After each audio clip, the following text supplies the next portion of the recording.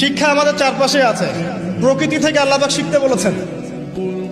পাহাড় থেকে শেখেন কিভাবে দৃঢ়তার সাথে দাঁড়িয়ে থাকতে হয়।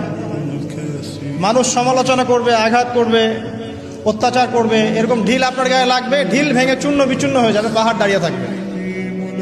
সমুদ্রের কাছ থেকে শেখেন বড় মন, আকাশের কাছ থেকে শেখেন, পাখির কাছ থেকে শেখেন। এগুলো কিন্তু কোরআনেই আছে, আমি বানিয়ে বলছি না।